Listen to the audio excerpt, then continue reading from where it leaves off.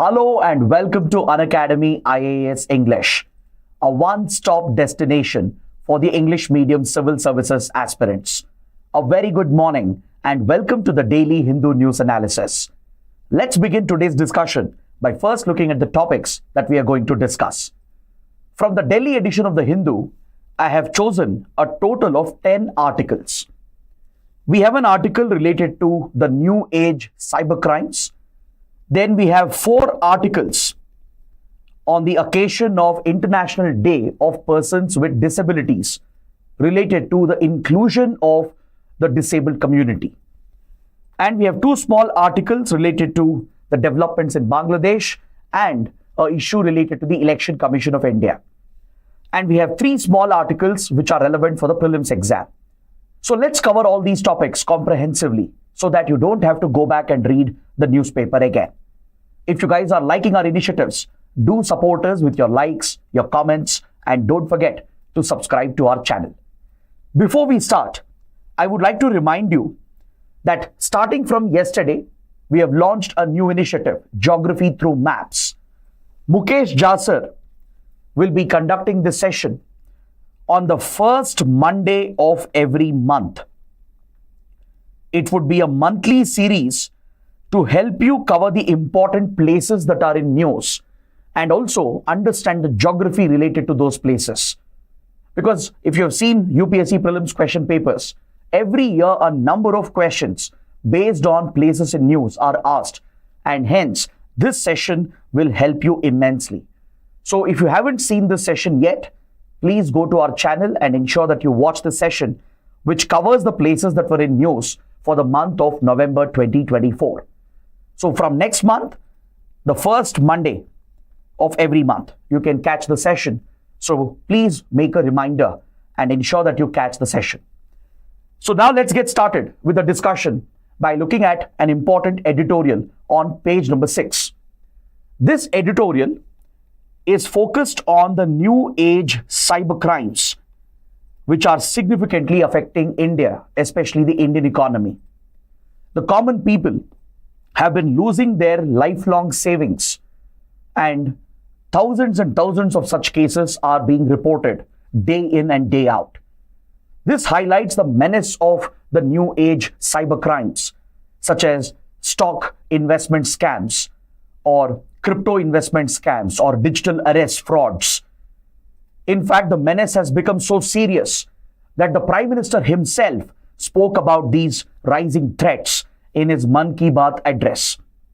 The government of India has been trying to spread more awareness regarding these crimes, and the center and the states are trying to take appropriate action through their law enforcement agencies to tackle the threat.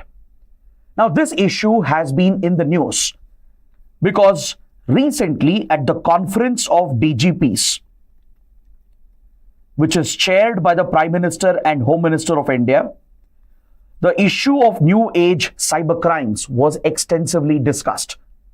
For those who don't know, every year, the top police chiefs of the country are brought together into a huddle by the Ministry of Home Affairs under the chairmanship of the Home Minister and the Prime Minister to take stock of the security situation in the country. The Conference of DGPs is a critical event as far as India's security is concerned, where the police chiefs of all the states, they assemble with the top security establishment under the leadership of the Prime Minister and Home Minister to discuss the major challenges and work out a way forward to deal with these security challenges that are facing India. So during the Conference of DGPs, which was held in Odisha, Prime Minister Modi again brought up the threat of new age cybercrimes and how it is affecting the common people in the country. So in this context, let's dive a little deep into this topic and go beyond the editorial and understand the challenge, understand how these crimes are occurring and what is the way forward, how do we deal with them. The editorial is of the opinion that these crimes may be new. The type of cyber crimes that we are witnessing, the ingenious methods through which these scamsters are pulling off these frauds, this might be new and novel. But however, the old methods to fight crime will still be effective, according to the editorial. even though it's a new age crime, certain old traditional methods of fighting frauds and scams can be relied upon even to fight new age cyber crimes. So let's understand how. But before that, you need to understand the gravity of the problem. This is where I would like to go beyond the editorial and give you some data which has been recently brought out by the Government of India. The I4C, Indian Cybercrime Coordination Center, which is a nodal institution under the Ministry of Home Affairs to tackle cybercrime and to achieve coordination between various stakeholders, has recently published data which is quite alarming, that in the first 9 months of this year alone, Indians have lost more than 11,000 crore rupees to various cyber frauds. This could include the stock trading scams, crypto and investment-based scams, and as well as digital arrest frauds and honey trap frauds. So I'm sure many of you would be receiving these WhatsApp messages and calls or any such fraudulent communication through various messaging platforms, social media apps, or even through direct phone calls and emails. These fraudsters, some of whom are based out of India, and many of these scamsters are based out of Southeast Asian countries such as Cambodia, Myanmar, and Laos, which has emerged as a major hub of these scam centers. These scamsters have come out with ingenious methods to trick and dupe their victims. Essentially, they are carrying out a type of phishing attack where they are deceiving or tricking the target to commit some action. They are engineering their minds to trick them into committing an action which will end up resulting in financial loss or maybe data loss as well for the victims.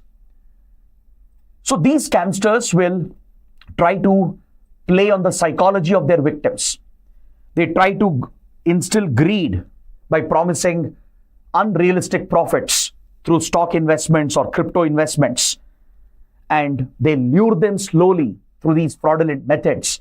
And eventually they extract massive sums of money. And they eventually run away with this money. In digital arrest, the victims are made to believe that they are being placed under arrest by law enforcement agencies. The callers or the messages might tell you that a package has been detained in your name by the customs or by Enforcement Directorate or CBI, and it apparently contains drugs or contraband, and or they might even say that your bank account or your PAN number has been linked with money laundering. So by making these tall claims, they try to deceive the victim to make them believe that they're actually under arrest, a virtual arrest by the authorities, while in fact this would entirely be a fake call. And the scamsters would have even depicted an actual police station kind of setup.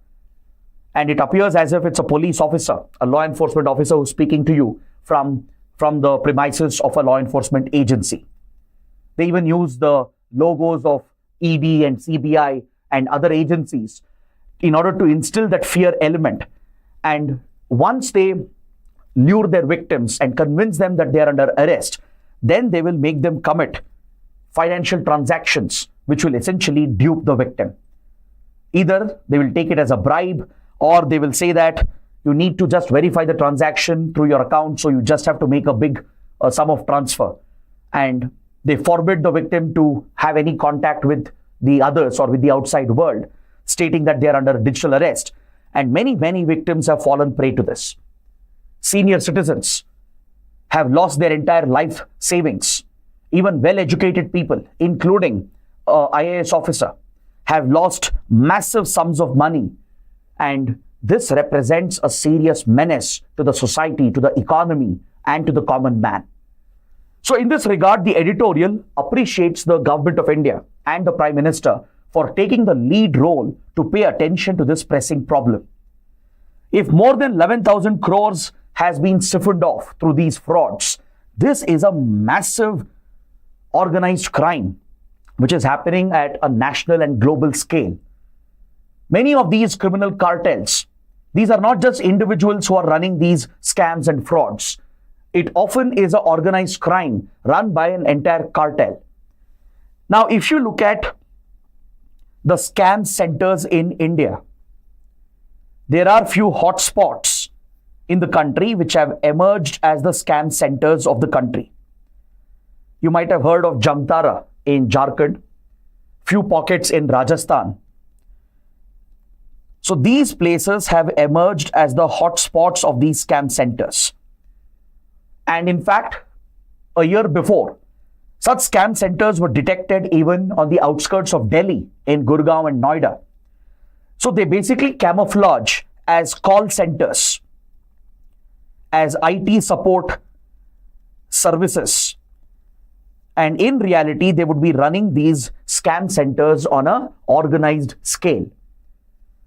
They even recruit the youth and dupe them and trick them to carry out this unethical crime. And essentially, they're forced to work for these organizations as well.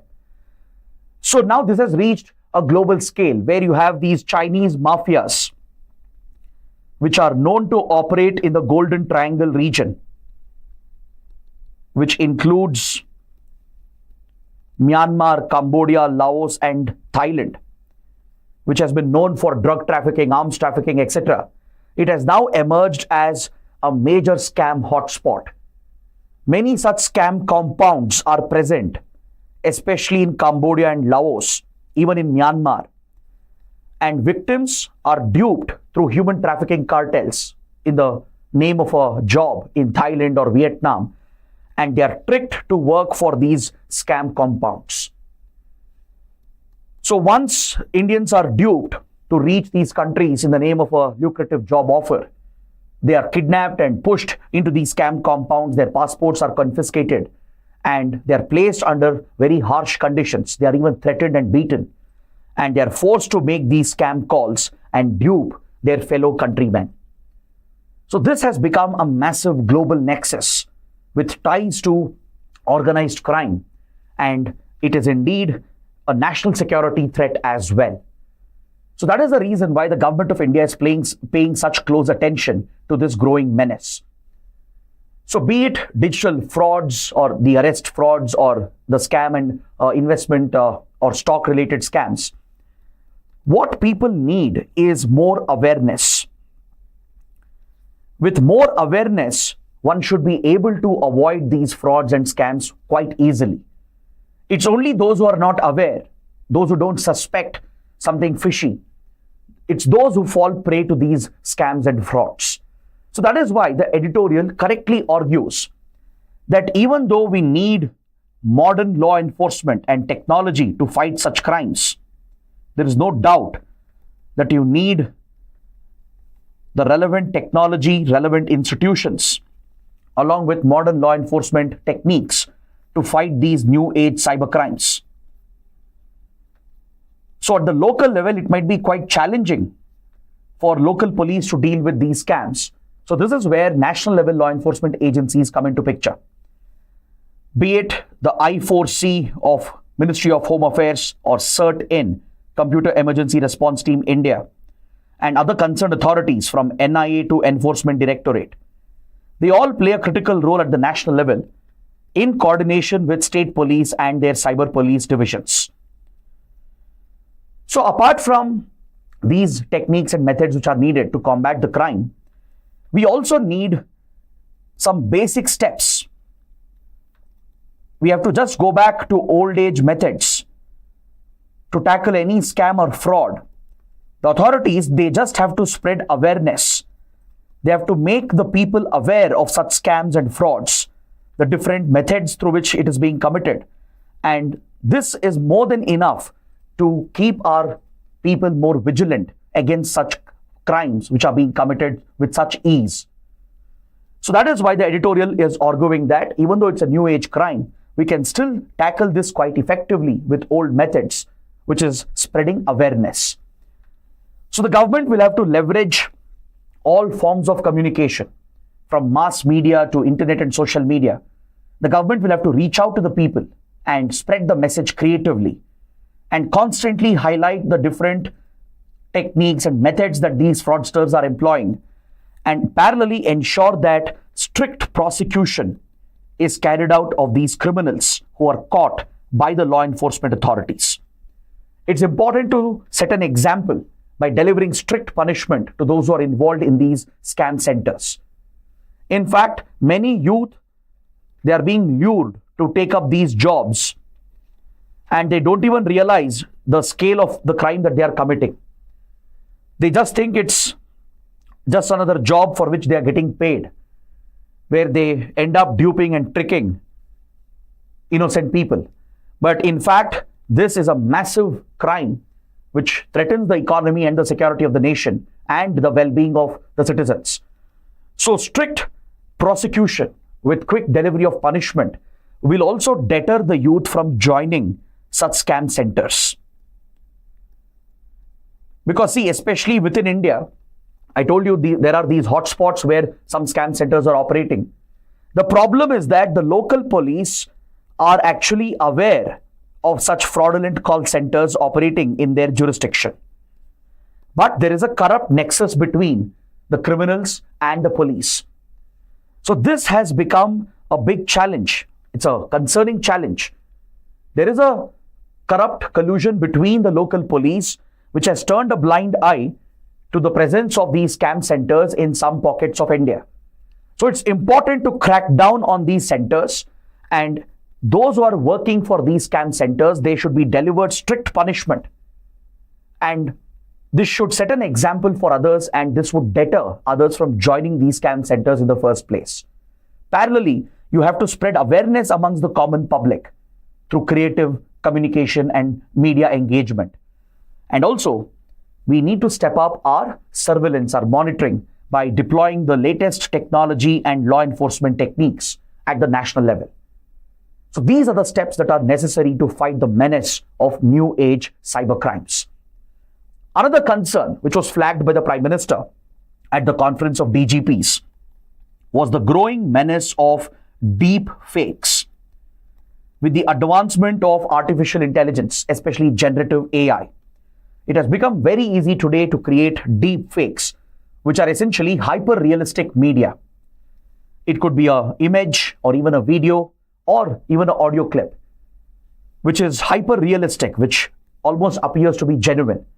So this has led to the morphing of images, especially that of women, onto pornographic content, which is a major threat for the dignity and safety of women in the country. So there is a need to tackle these crimes by deploying better technology through better regulation of the intermediaries or the social media platforms where these morphed images and videos can circulate and go viral. It's important for law enforcement agencies, including the police, to crack down on the content creators who are responsible for creating such deep fakes.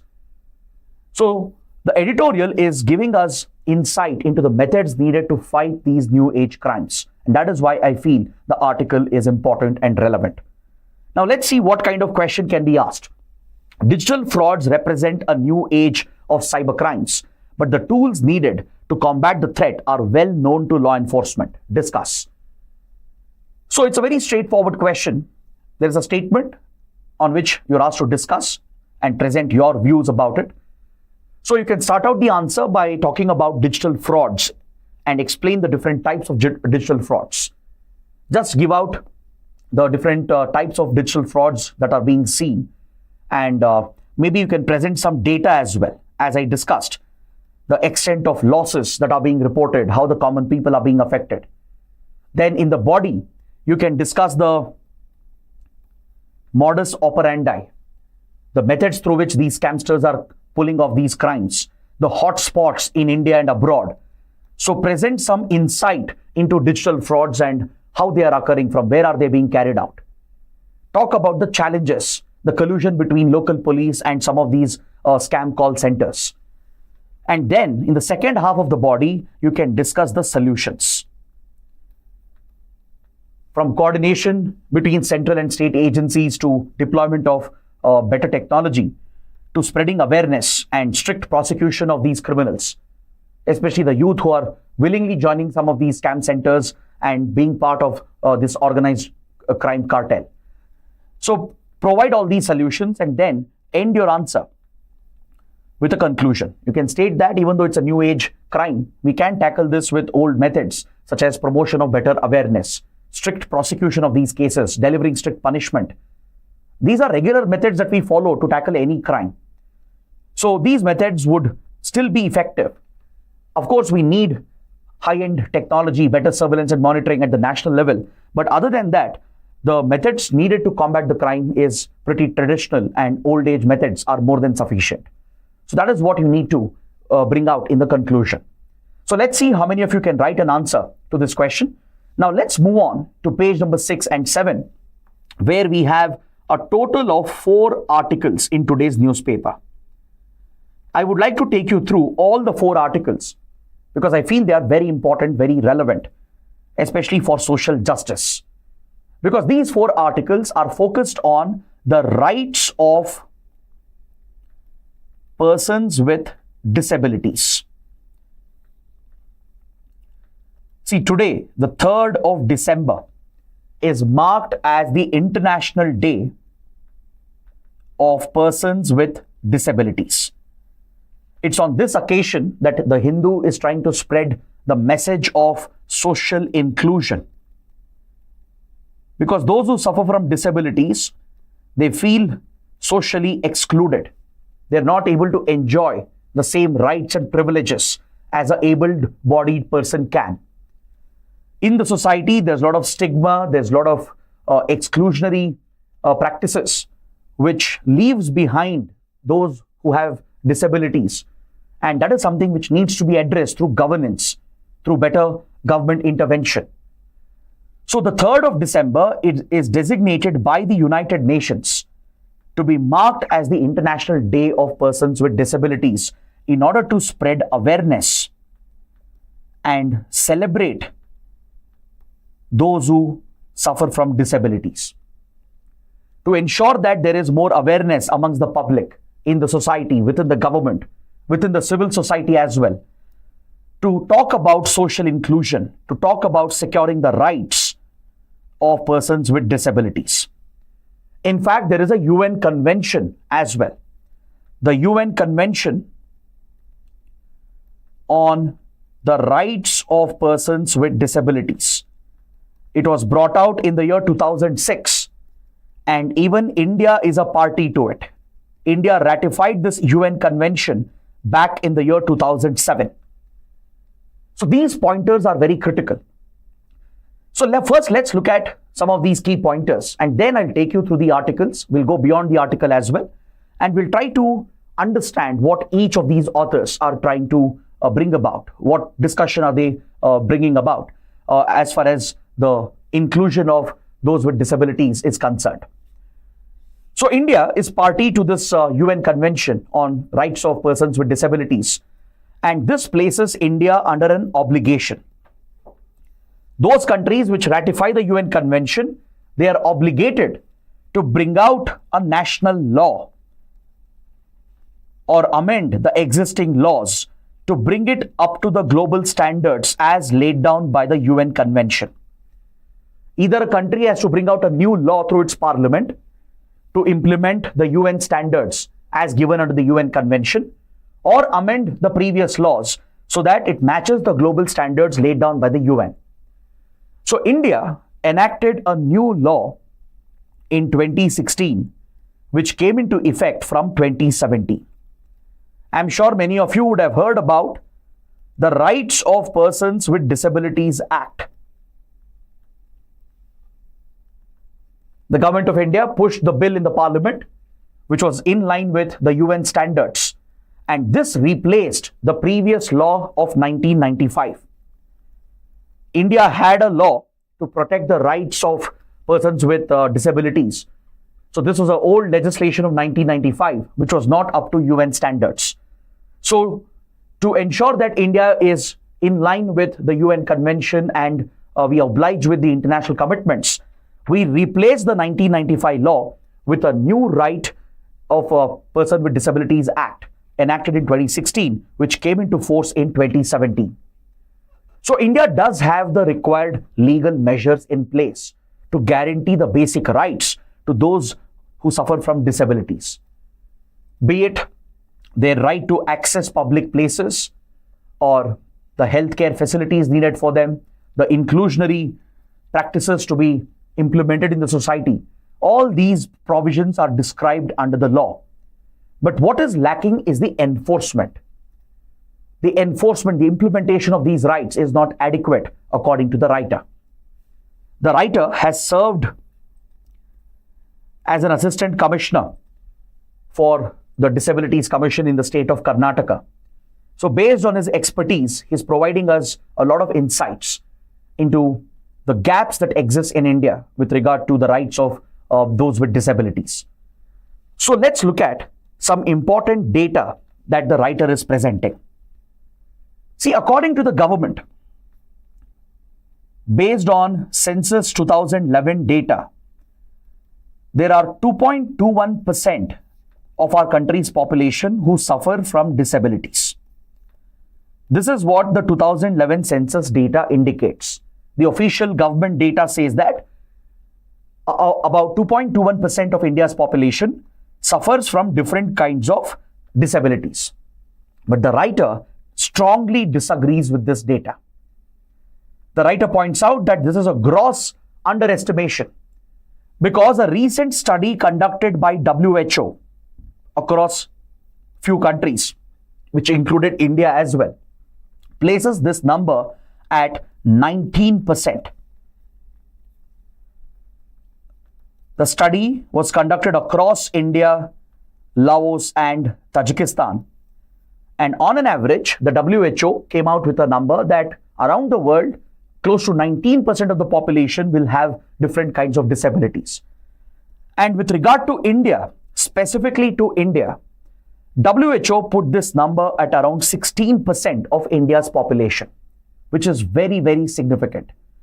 So no wonder the writer is pointing out that the government's official estimation is a gross underestimation of the actual number of people with disabilities in the country.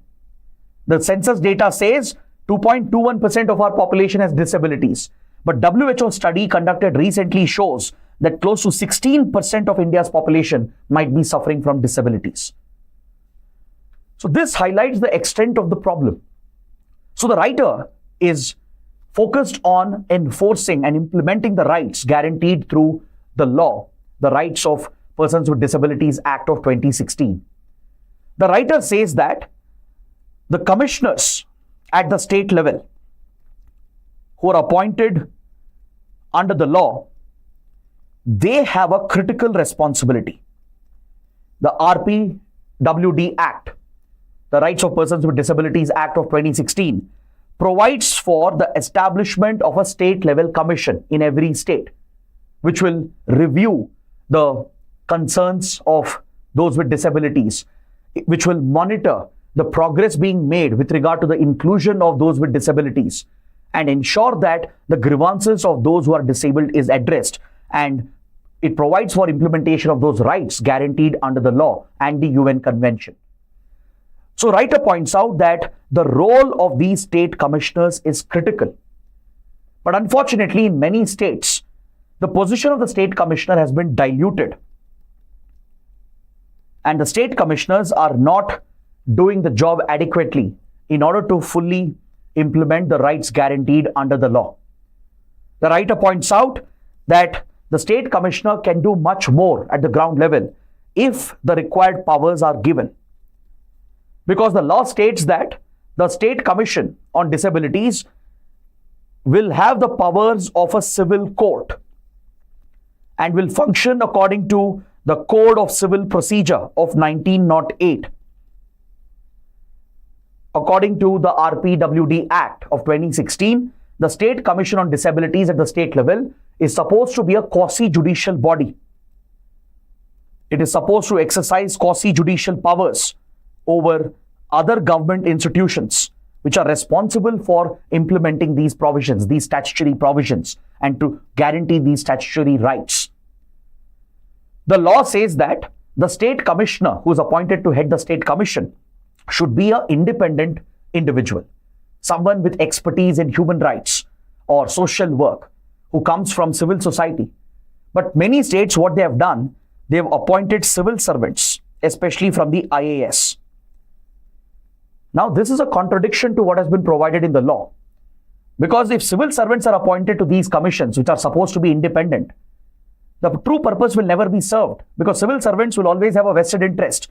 This commission is supposed to hold the government accountable for its failure to fulfill the rights of those with disabilities, for its any lacuna in implementing the RPWD Act. So civil servants who are part of the government itself, how can they be neutral and independent? Many states have compromised on the establishment of the state commission by diluting the appointment process by filling the position through civil services. But the law actually calls for appointment of independent commissioners from civil society, those with experience in social work, those who have worked with people with disabilities. Very few states follow this model. Few states like Karnataka and few others have followed this model and they have seen better results. But many states are lagging behind. The state commissions have become redundant, ineffective because of this process of appointment which has been diluted by the state governments. So this quasi-judicial body, which is supposed to have the powers of a court, a civil court, under the Code of Civil Procedure, is quite a powerful body. So by using its quasi-judicial powers, it can summon authorities. It can issue orders to other organs of the government to ensure that the rights of those with disabilities is protected and guaranteed. So that is why the writer is strongly calling for strengthening of the state commissions and ensuring the right appointments to the state commissioner's position. This could play a pivotal role in guaranteeing the rights guaranteed under the law for those with disabilities. So that is the key point being raised by the writer. The writer says that at the district level, the DDMR, the law provides for a district level disability management review, which comes under the jurisdiction of the district magistrate or the deputy commissioner of the district. So the writer praises the role of the DM or the DC. The designation changes from state to state, but eventually it's a IAS officer who heads the district administration. So this review, the DDMR, District Disability Management Review, comes under the domain of the DC or DM of the district. And this mechanism has been functioning quite well. The state commissions have been getting a lot of cooperation from the district level authorities. So now if the state commissions are empowered and if the state commissioners are appointed as per the provisions provided under the law, that could go a long way in securing the rights to those who are suffering with disabilities. Now, on the same page, we have another article related to nutrition and its connection with disability. The writers, especially the country director for UN World Food Programme, talks about the role of nutrition in tackling disabilities in the society. Because as you know, nutrition is directly linked to our health. Lack of nutrition will lead to various diseases, disorders. Right? Hunger, malnutrition is a problem facing developing, underdeveloped countries, including India.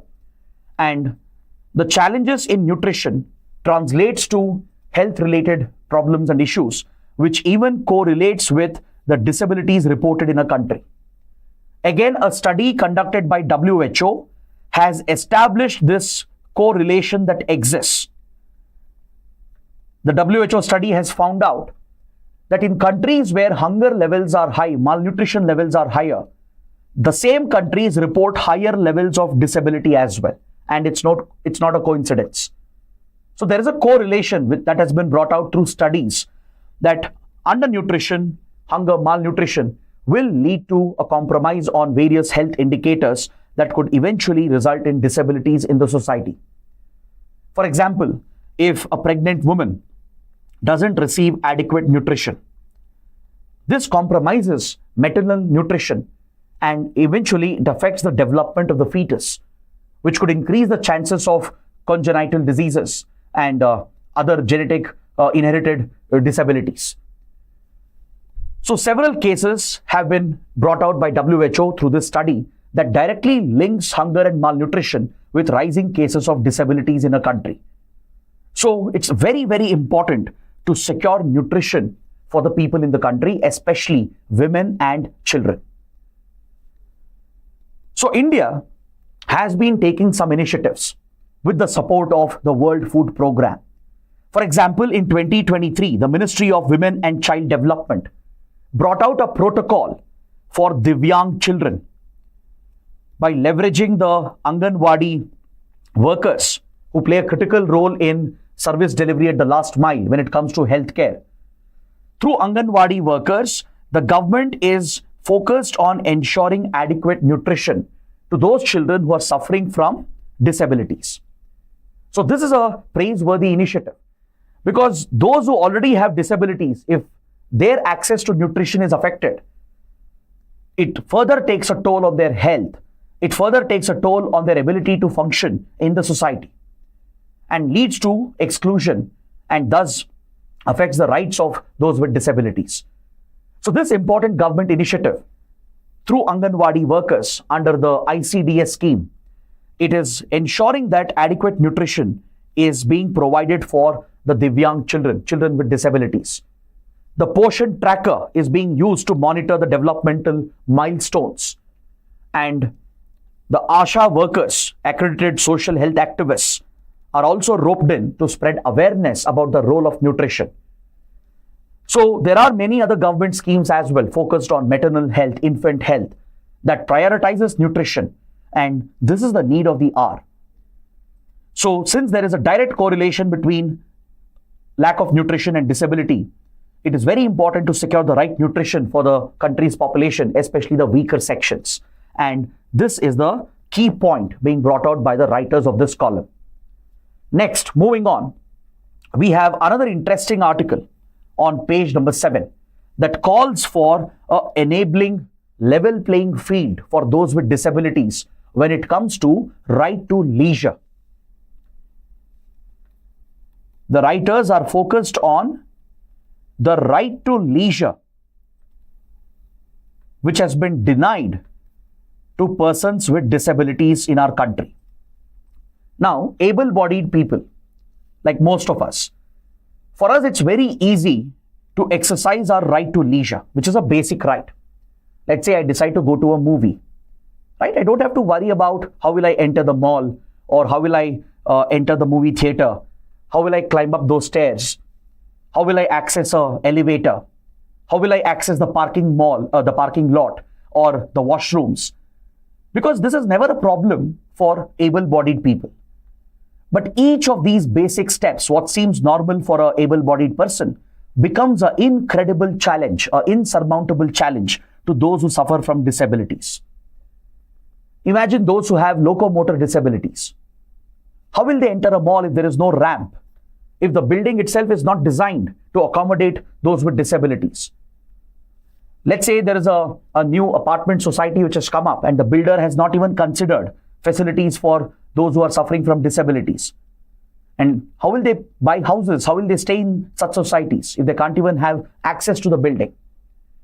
So this remains a major challenge in our society, the lack of awareness, especially in the private entertainment and leisure industry. Let's say you want to go to an amusement park, right? Or you want to go to any place of recreation. It's very easy, normal for an able-bodied person, but it is insurmountable challenge for those with disabilities. And the society doesn't even care about those with disabilities. The private sector, the builders, right? Those who plan these facilities and construct them, there is hardly any attention being paid to the right to access. Special access features have to be built into these facilities, and that is very critical, and that is missing right now in the country. But this is not just about the physical facilities. This could even be about the entertainment industry as well. For example, you look at your TV shows or movies, for example, or even a sporting event, which is broadcast on TV channels or through OTT platforms. those who suffer from hearing impairment, visual impairment, they can't enjoy the content that a regular person often enjoys. This denies right to leisure for those with disabilities.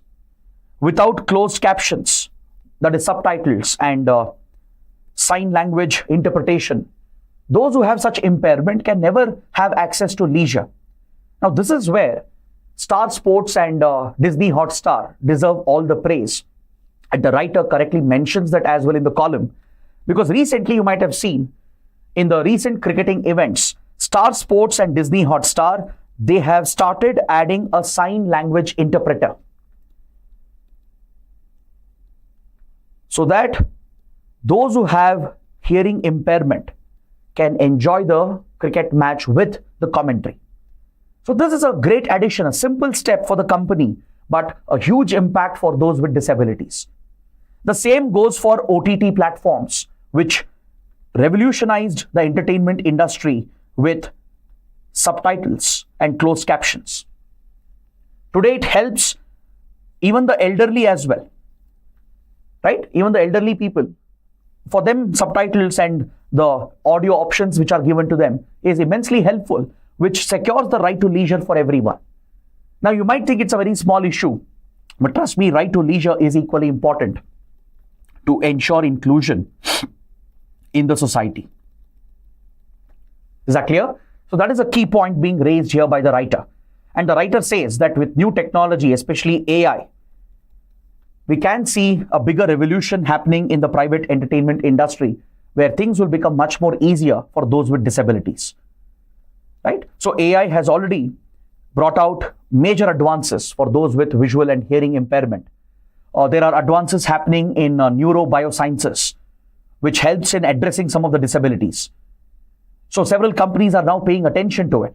So it's high time that the private sector in India as well pays attention to the requirements of those with disabilities, especially the planners, the designers, builders. They need to ensure access is provided. It is built into every building, every stadium, every concert venue, every movie theater, every shopping mall, and every building housing complex. So that is the key point being raised by the writers. Now coming to the next column, it's equally interesting. This column focuses on assistive technology, which can have a transformative impact on the lives of those with disabilities. Assistive technology, which is a byproduct of medical sciences and biomechanics, it has brought out prosthetics and various technological implements that make it easier for those suffering with disabilities to lead a normal life. Especially athletes. You might have seen the Paralympics that was held recently, and Indian Paralympians made the country proud. I don't know if you know this. India won a record 29 medals in the latest Paralympics. Now compare this with the other Olympics, the regular Olympics, and compare the number of medals won by Indian athletes. So Indian Paralympians did phenomenally well. The courage, the spirit they have, the effort that would have gone in is simply incredible. And this is made possible because of assistive technology which is available to those with disabilities. So various prosthetics and technological implements, right? They can make it easier for those with disabilities to try and lead a normal life, or at least to ensure that there is social inclusion.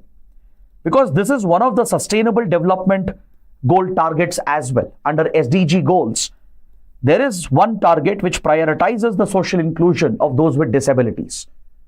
So again, AI and advances in robotics can be a blessing. It can be a massive boon to those with disabilities.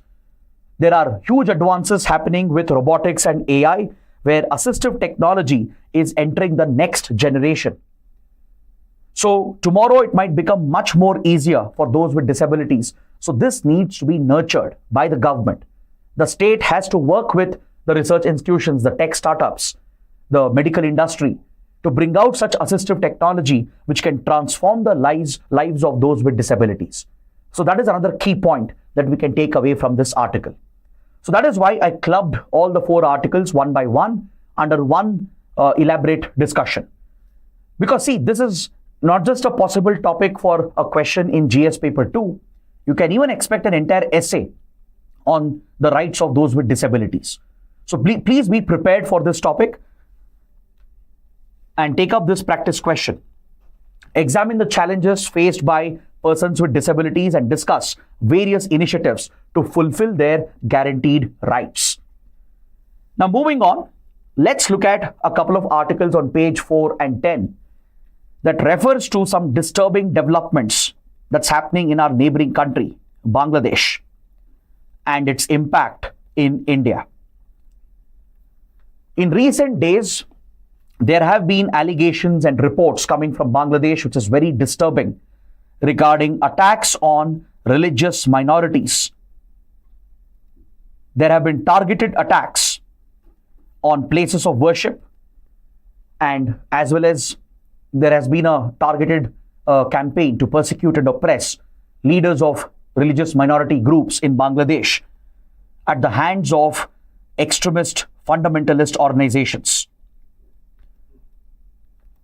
It appears as if the interim government in Bangladesh under Muhammad Yunus, which took over from the Sheikh Hasina government after Sheikh Hasina was toppled from power, has been enabling this tendency, this trend at the ground level, which has in a way become silent and turned a blind eye to the atrocities being unleashed by some radical forces, which are essentially aligned with radical fundamentalist ideology.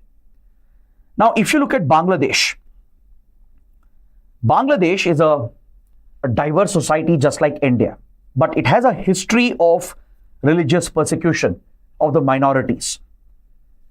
Now, if you look at the constitution of Bangladesh, it establishes the country as an Islamic nation. Islam is adopted as the state religion of Bangladesh.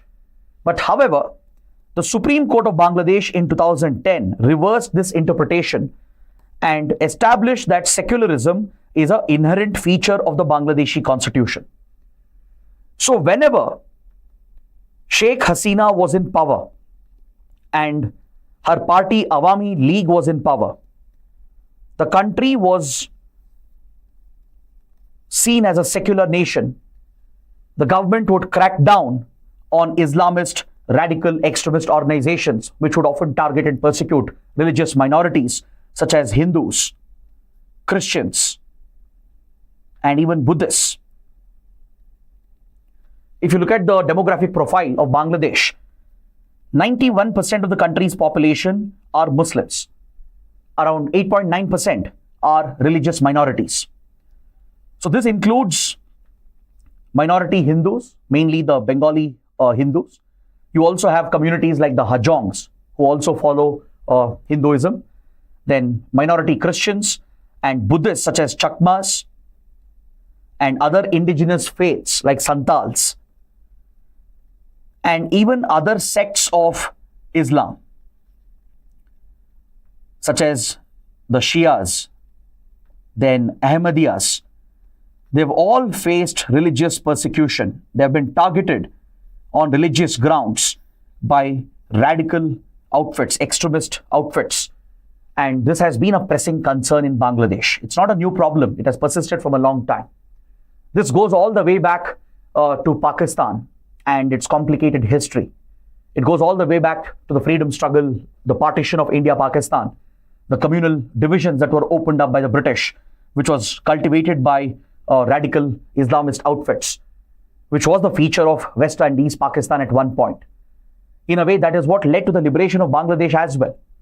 The persecution of Bengalis, both Bengali Hindus and Bengali Muslims, by the West Pakistan elite at the hands of Pakistani army is what led to the liberation of Bangladesh with the support of India. So in Bangladesh, you have a section of the society who are nationalists, who are secular, who are committed to secular values, committed to the liberation movement, and they are grateful to India because of the support India gave in the liberation of the country. These are the pro-India forces. So this includes parties like Awami League and leaders like Sheikh Hasina, and of course her father, Sheikh Mujibur Rahman, the founding father of Bangladesh. But on the other side, there is a radical section in Bangladesh, the extremist faction. The radical religious extremists, the radical Islamist groups, including outfits like Jamaat-e-Islami, which is even aligned with terrorist organizations, including Lashkar-e-Toiba, Al-Qaeda, and the others. And parties like the BNP, Bangladesh Nationalist Party, they've always been seen as pro-Pakistan parties, which have taken an anti-India position. So this represents a fundamental split, or a fundamental divide in Bangladeshi society. So this is a matter of deep concern for India. Recently, a Hindu priest, Chinmoy Krishnadas, who heads a Hindu religious organization which was demanding minority rights, has been arrested and denied bail. There have been targeted attacks on places of worship, including Hindu temples, churches, and Buddhist places of worship, including Islamic places of worship, which belongs to Shias and Ahmadiyas. So this is a deep concern which has worried many countries, because these developments are a direct result of the political upheaval that has happened in Bangladesh. With the toppling of Sheikh Hasina's regime and the entry of an interim government under Muhammad Yunus, some radical elements also have been part of the government. Members of Jamaat-e-Islami, Bangladesh Nationalist Party, and other radical factions have been included in the interim government, which has already taken an anti-India position. So these reports coming from Bangladesh, these allegations, have raised concern in India. And as a result, protests have broken out across the country. Yesterday in Mumbai, in West Bengal, right, and as well as in Tripura, large-scale protests have broken out where various Hindu groups are raising their voice, demanding the government of India to put pressure on Bangladesh to protect religious minorities. In fact, there has been an unfortunate incident during these protests, which is relevant for our discussion here. In Tripura, in its capital Agartala, Bangladesh has a diplomatic mission, Assistant High Commission, which is the equivalent of a consulate that provides consular services. So the protesters in Agartala who were protesting against these reports from Bangladesh, they have stormed the diplomatic premises. They have broken the barriers, the gates of the Assistant High Commission in Agartala, and entered the diplomatic mission of Bangladesh, and they have even brought down the Bangladeshi national flag. Now, this is a serious escalation because this represents a failure of India to protect the inviolable sanctity of diplomatic premises. When it comes to diplomacy, every country has a sacred obligation, a duty under the Vienna Convention on diplomatic and consular relations to protect the sanctity of diplomatic premises, be it an embassy or a high commission or consulates and these assistant high commissions. These diplomatic premises and any other facilities out of which foreign diplomats are working out of, they are given diplomatic immunity under this international convention. And every host country has a duty, obligation to secure these diplomatic compounds, protect the diplomats, and ensure the safety of these diplomatic missions. So India's Ministry of External Affairs has deeply regretted this incident. Though India has criticized what's happening in Bangladesh, and we have urged the interim government to take action and protect the religious minorities, at the same time, we can't allow fringe groups in our country to target diplomatic premises of another country.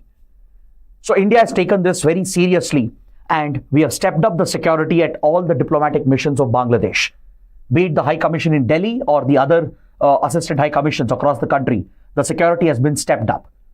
But parallelly, India is trying to exert pressure on Bangladesh so that it can protect the religious minorities, which is a matter of concern for India.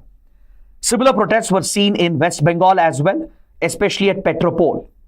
Now, Petropol is a very important location. Please make a note. Petropol is a land border crossing point between India and Bangladesh, where we have an integrated checkpost. It's a very important land port of India. It is considered as one of the largest land port facilities in entire Asia. So it's a major trading checkpost between India and Bangladesh, which is managed by the Land Ports Authority of India. So at this critical border crossing point, hundreds of protesters have called for action against Bangladesh, and they've even sought UN intervention to protect the religious minorities in the country. So this is an escalating issue. It's a matter of concern for India. So let's see how things will develop in the coming days. Next, we have another article on page number 10, where the Supreme Court has questioned one of the decisions of the Election Commission of India. Last year, the Election Commission issued an order to increase the number of voters in every polling booth to 1,500. In each constituency, as you know, there are multiple polling booths with multiple EVMs assigned for each constituency. So when Election Commission plans the conduct of an election, it looks at the logistics. It tries to ensure that the required resources are mobilized from EVMs to required number of polling booths, etc. And it tries to ensure that no polling station is overburdened or overcrowded. Usually the limit on number of voters at each polling booth was at 1,200 for rural areas and 1,400 for urban areas. Now this has been increased by the Election Commission to a standard 1,500 across all polling booths. Now this decision of the Election Commission triggered a controversy, and petitioners filed a case in the Supreme Court, pointing out that the increase in number of voters will affect the franchise. It will affect the ability of voters to access the polling booths and cast their vote. Now, the reason why Election Commission might have increased the number of voters per polling booth might have been to reduce the cost, because conducting election is a very expensive exercise. So if you want to have more polling booths and more EVMs, the cost will shoot up significantly. So most likely Election Commission has increased the number of voters per polling booth to bring down the cost. And this has been challenged by a batch of petitioners at the Supreme Court. And the Supreme Court has questioned as to why did you do this? Because under Representation of People Act 1951, the Election Commission of India is mandated to ensure that the voters have easy access to EVMs and the polling stations. Now imagine if in each polling booth, the number of voters are more, then when you go to cast your vote, there will be long queues, there will be a rush. So this might act as a deterrent, right? Especially when you're rushing to work or when you have your personal commitments, and especially for daily wage earners. Can they stand in queue for hours together to cast a vote, or will they go and earn their livelihood? So this might lead to disenfranchisement of a number of voters. It might discourage number of voters, especially the youth and even senior citizens, from stepping out to cast their vote. So it's a very serious issue that has been raised by the petitioners, and Supreme Court has asked for answers from the Election Commission. But the Election Commission has defended itself, stating that these numbers were present since 2015 itself. Since 2015, Election Commission has been trying to bring in the 1,500 voters per polling station. But the official order was issued last year to keep a uniform number of 1,500 per polling station, both in rural and urban areas. So now the Supreme Court has asked for a rational, a logic, because this is not based on any census data or any rational logic. Election Commission has not provided that logic to the Supreme Court, and Supreme Court has asked for these answers. It has urged the Election Commission to be more careful, because any such steps could lead to disenfranchisement of a number of voters, and it could push them away from the electoral process, right? And this will weaken democracy itself when lakhs of people or millions of people, when they are deterred from casting the vote because of the poor handling of the election and because of logistical problems. So that weakens democracy, and that is why Supreme Court has raised this question with the Election Commission of India. Now coming to the prelim section, let's take a quick look. We have an important update regarding the Indian Navy and its upcoming defense procurement.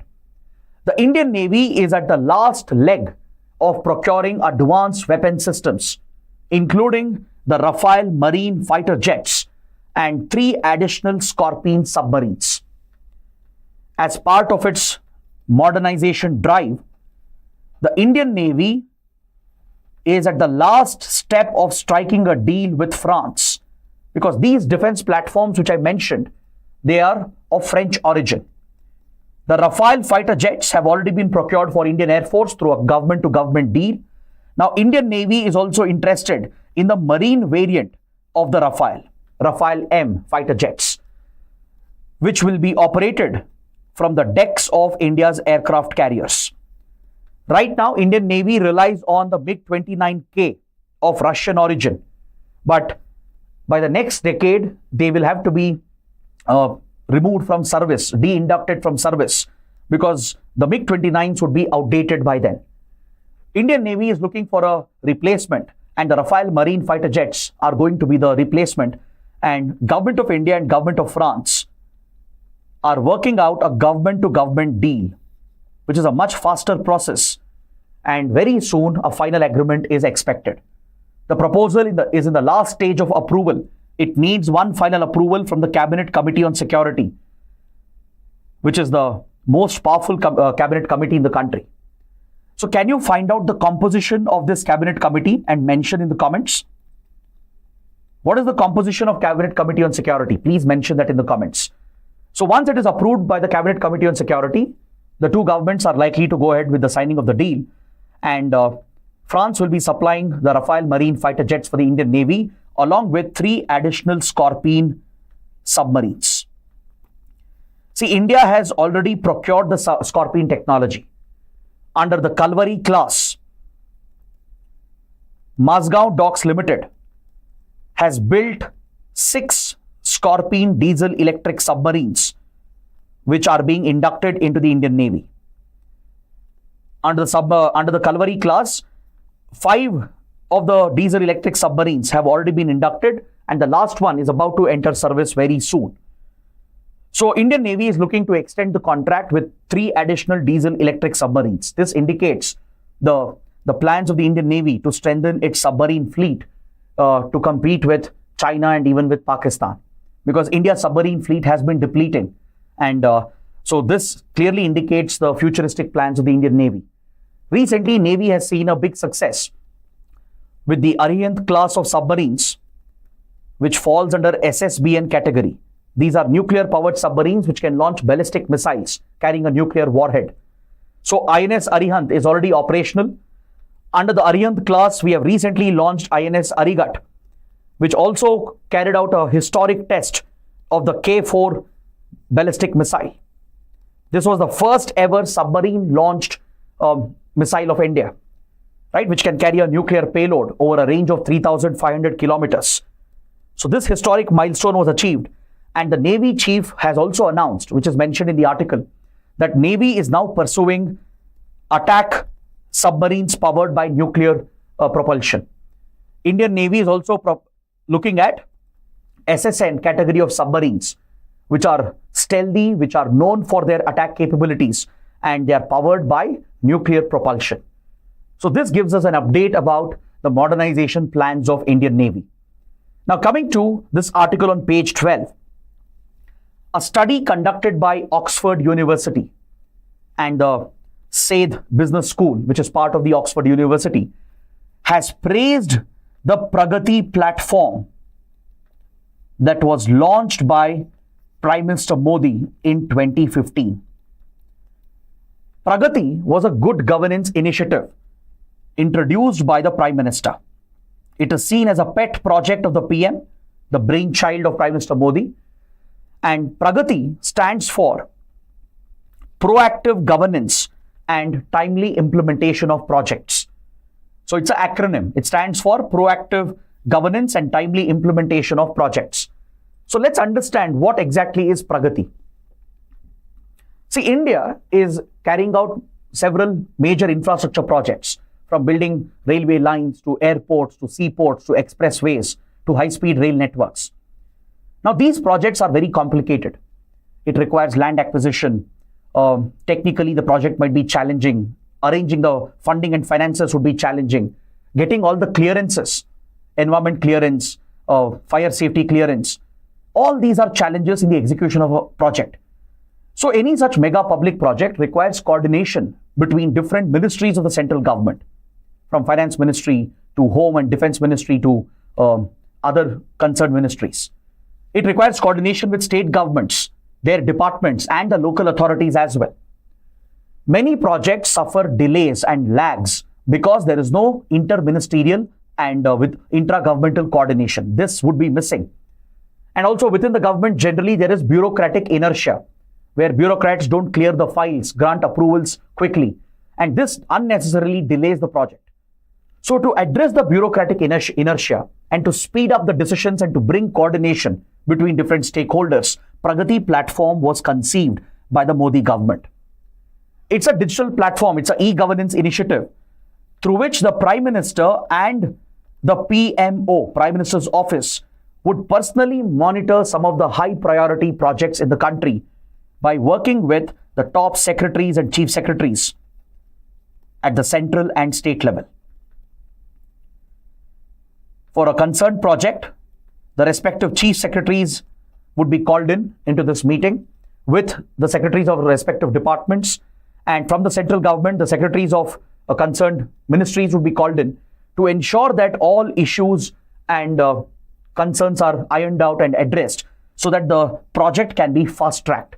So clearances can be obtained quickly, land acquisition can happen more easily, and the required approvals can be provided so that the project will go smoothly and be completed on time. So this has been a remarkable success, and according to the study conducted by Oxford University, more than 340 mega projects have benefited because of the PRAGATI platform. Projects worth $205 billion have become a reality. They've transitioned into a reality, thus bringing economic benefits to millions of Indians. So this study by Oxford University talks about the socio-economic impact of these projects and how a monitoring tool like PRAGATI, where all the concerned authorities, including the Prime Minister himself, monitor key projects in real time and get regular updates and fast-track the clearances, how it has had an impact on governance in the country. Coming to the last article, on page 13, it has been reported that the government has decided to scrap windfall tax. Government of India had levied windfall tax on petroleum companies and other companies from the oil industry. So what is windfall tax? Windfall tax is levied by governments on any abnormal profits made by companies. If, let's say, in a particular industry or a sector, due to certain events or developments, if certain companies were to reap abnormal profits in a very short span of time, then governments think about imposing windfall tax. Because these companies, the sector has made a windfall profit, which was not expected. Sometimes the market conditions and global macroeconomic factors, sometimes they create a lucrative opportunity for certain sectors, certain industries, and few companies will make an enormous benefit because of these favorable circumstances. This will bring in windfall profits for those companies, and in such instances, governments levy windfall tax. They will levy a tax on these massive profits which were not anticipated. Right? If a particular sector is deriving such benefits because of certain circumstances in the economy and reaping huge profits, the government will levy an additional tax called windfall tax. So back in 2022, the finance ministry had brought out windfall tax for the oil companies in India. Because of the windfall tax, it increased government revenue collection. In the first year, the government made 25,000 crore rupees. In the second year, the government collected 13,000 crores in additional revenue. And in the third year of its implementation, 6,000 crores has been collected. But now, because of changes happening in the oil market, the global oil prices have declined. So as a result, the government has decided to scrap the windfall tax, or else it will have a negative impact on the oil industry. See, oil prices remained persistently high because of the pandemic, then the conflicts that broke out. These were extraordinary circumstances. So some of the oil exporting countries deliberately cut production to keep up the oil prices. And this brought windfall profits for several oil and energy companies in India. Petroleum refineries, right? Those who produce petrol, diesel, kerosene, aviation turbine fuel. These companies made massive windfall profits. So that's why government had brought in this additional tax, the windfall tax, which increased government revenue collection, which can be used for socio-economic welfare. But now that global market is correcting and oil prices are declining, the windfall tax has been accordingly scrapped by the government. It has been removed so that it doesn't have any negative impact on the oil and energy industry. So that is what we take away from this article. With this, I complete my analysis of today's The Hindu newspaper. So if you want to access the PDF of this session, please join my Telegram channel, scan the QR code, and I shall be sharing the PDF very soon after the session. Also, don't forget to join our official Telegram channel. The link is provided in the video description, because after the session, we'll conduct a daily quiz on these topics. It'll help you revise these articles and prepare for the upcoming prelims. So I hope you guys have liked and enjoyed the session and understood all the points. And if you did benefit, do let me know in the comments. Do press the like button and don't forget to subscribe to our channel. That is it. Thanks for watching. We'll see you tomorrow.